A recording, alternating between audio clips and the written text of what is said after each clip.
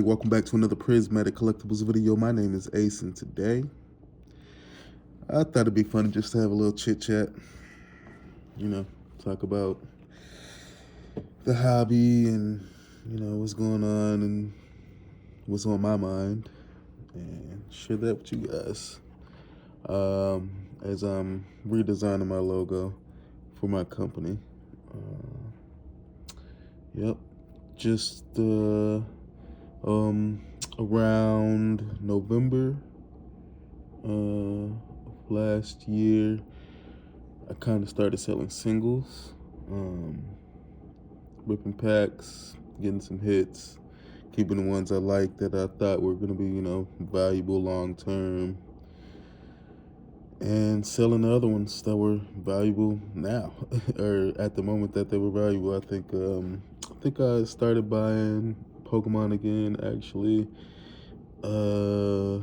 right before the release of, after 151, but before the release of Twilight Masquerade. Yeah, so right before the release of Twilight Masquerade, I started buying Pokemon cards again. Prior to that, actually, my first sale on eBay was from Lorcana. How I even got back into Pokemon. Let's go to the backstory of how I got to where I am at the moment. I'm trying to start a TCG business. So, I'm in Walmart, and I see that Disney has put out a TCG trading card game. I'm like, oh, that's weird. Why the hell is Disney putting out a TCG?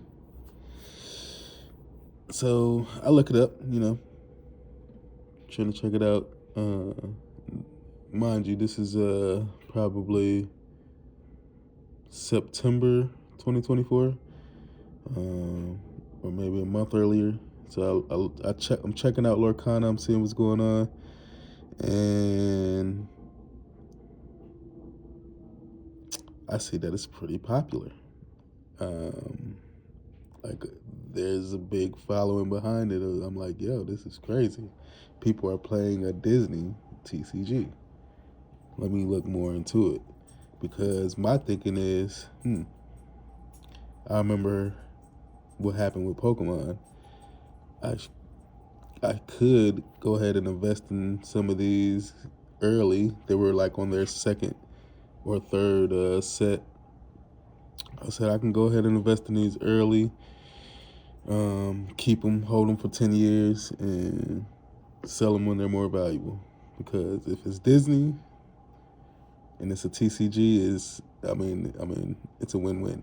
That was my thinking. Bought a few packs, ripped some packs, sold some singles, kept the ones that I thought were going to be a lot more valuable in the future. Did that. I ripped, and I think I hit like a $60 card or something like that, and I sold it. And I couldn't believe that it was like, it almost seemed a little too easy. I was like, wow, I can rip some packs and make some money. No, that's not the case at all. I'm pretty sure a lot of us found out the hard way. Trying to rip for hits to sell is a losing endeavor. So, not only that, but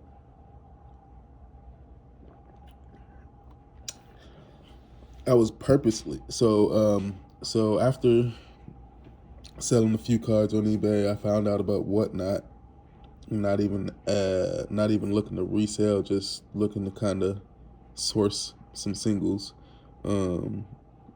Whatnot came across my YouTube a couple of times, and so I decided to check it out. Go on Whatnot. I won a lot of free giveaways and whatnot in my early days on there.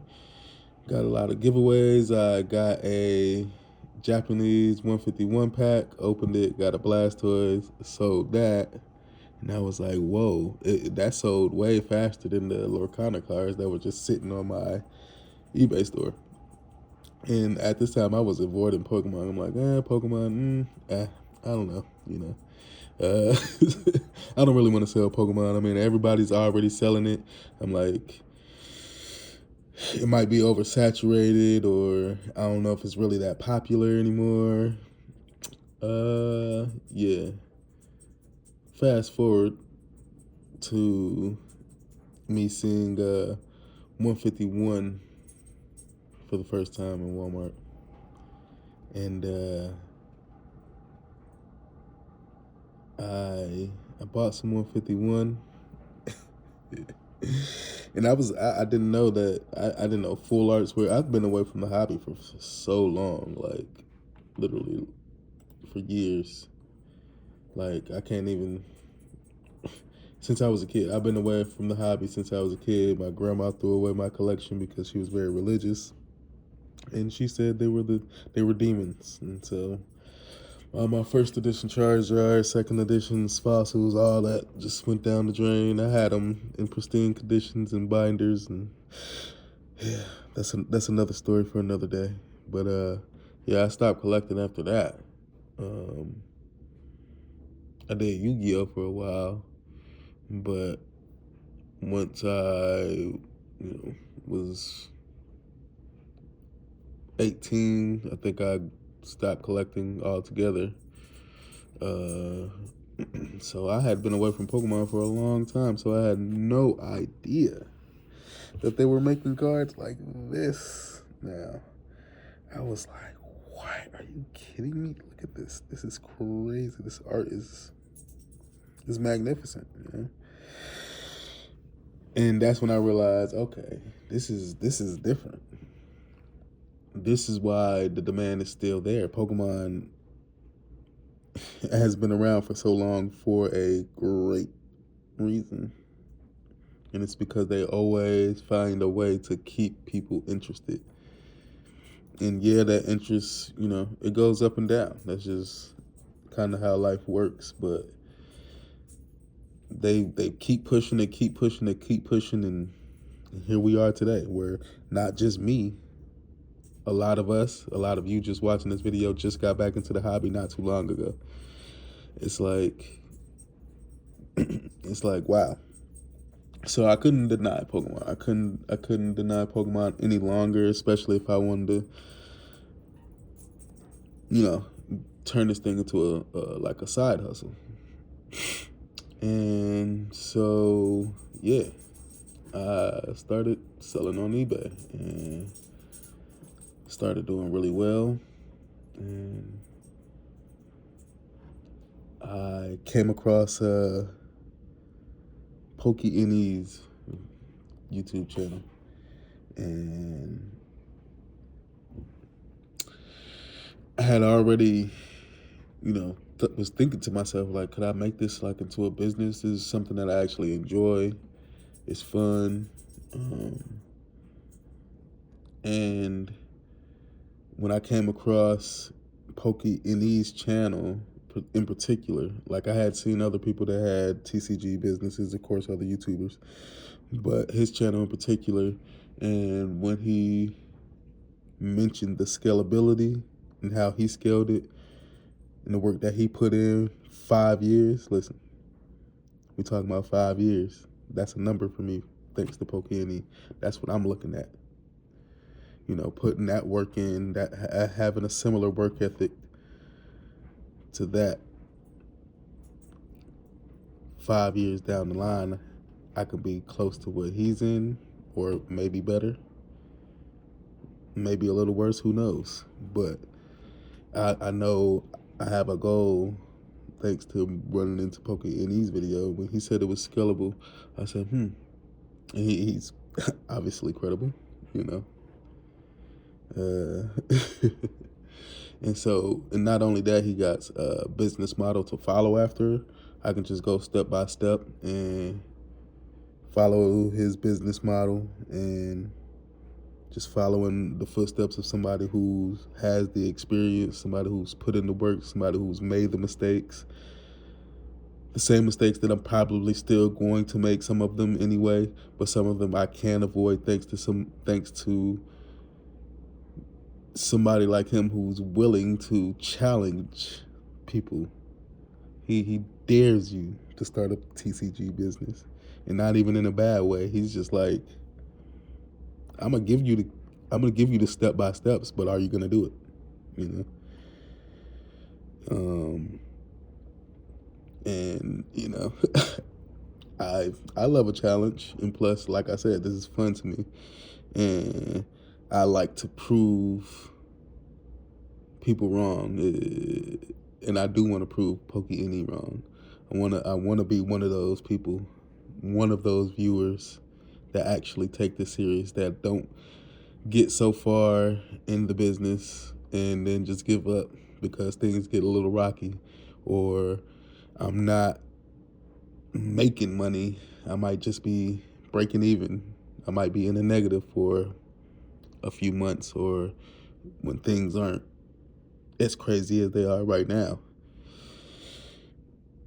I want to be one of those people that he talks about, that he says, one of you or two of you, might do it. I'm going to be one of those people. And so, yeah, I decided to make a business at a crazy time in Pokemon.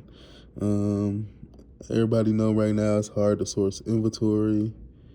Even the pivots that I think I'm ahead of people on, like I seen the pandemonium that Prismatic Evolutions was causing way before it even came out. And I knew that it was going to be hard to get because people like Brian from Pokémon and Alex were telling us, allocations ain't looking good. And if they're telling us allocations not looking good, what am I expecting from, what am I expecting to find? So I already automatically assumed, okay, boom, let me pivot to Japanese while everybody's trying to chase down the Prismatic Evolutions. I'm going to wait till Terrestrial Festival drops in price, because everybody's trying to chase Prismatic, scoop up the Terrestrial Festival at a good price, and when people can't get the Prismatic, they're going to come back and want the Terrestrial Festival, right? Boom, and then I'll have it, and I can sell it to them and make a profit.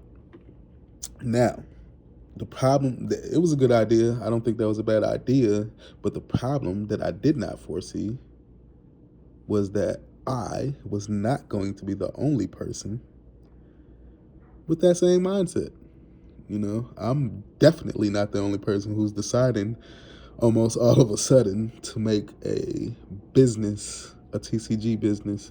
And I am one of the few people who knows that it's not going to be fun, because Brian keeps telling us that, yes, you should start a business, but no, you shouldn't start a business. He's saying that for a reason, because as fun as it is and exciting as it is, it's going to be maybe twice as hard and maybe twice as trying, and you have to take that into full consideration if you're going to take this seriously. And so what made me realize that I wasn't the only one thinking like that was, again, and I'm not trying to ride nobody, and I ain't trying to, clout chase or anything like that, but was, again, a video on Pokémon's channel saying, hey guys, you should probably think about buying Japanese, get in contact with some Japanese people right now. And I'm like, damn, hold on. So wait, I just had this thought, boom, he just made a video for it. So I not the only one who's thinking like this. And sure enough, guess what? Prices did drop way before that I thought they was gonna drop on Terrestrial Festival. I seen them drop. And I was like, I think they'll drop a little more. And that's a problem. That who preaches about that problem? That was Timmy mentality. Who's the Timmy mentality guy, huh? Alex. Alex tells us all the time, hey, if you think it's good, buy it. Like, why you so worried about trying to get the best price at the best price or whatever? If you believe in it, buy it. And yeah, so that was my Timmy moment for sure. I seen the prices on Terrestrial Festival drop way before that. I assumed they was going to drop, and I thought they were going to drop even more. And guess what? They did it. They went up. And so I kind of felt like I missed the opportunity, because I'm not necessarily buying cases at a time at this point in my journey. I am on a turn and burn right now. Get it in, flip it, reinvest it, flip it, reinvest it. I'm doing that for the next year or two. That's the plan. That's the goal. That's what I'm sticking to. And so, I felt like I missed the train on Terrestrial Festival. I was able to secure 2 Pokemon Center ETBs of Prismatic Collectibles. Prismatic Evolutions. And yes, let's talk about that real quick. I did name my company after the set Prismatic Evolutions, which is obvious. And of course, it's probably obvious to everyone why. Of course, that Prismatic is going to be typed a lot. It's going to be searched a lot. And if I could capture just a small percentage of that search, it'd be, I just thought it was smart market-wise. But I also had a very sentimental, I know that I'm going to be around for a very long time.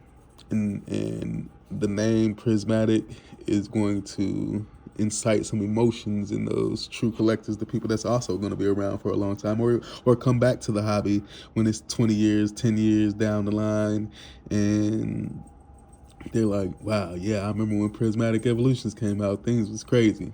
Like, that's going to always be like a nostalgic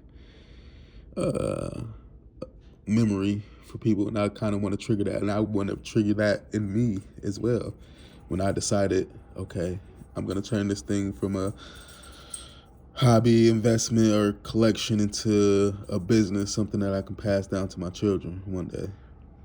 And that's how we got the name Prismatic Collectibles. But back to the matter at hand, which is prices right now, and pivoting to Japanese. So once I felt like I missed that opportunity on Terrestrial Festival, which, like, again, that I'm not trying to have Timmy mentality. It's not necessarily me missing. As I study more and more, I realize when and where the opportunities present themselves. So don't think I'm having a Timmy mentality on the Terrestrial Festival, saying I missed the boat, it's too late. I'm still going to stock up on Terrestrial Festival when the opportunity presents itself for me. But I see how fastly I was able to sell one of my Pokemon Center ETBs. So I was able to secure 2 of the Journey Together ETBs from the Pokemon Center.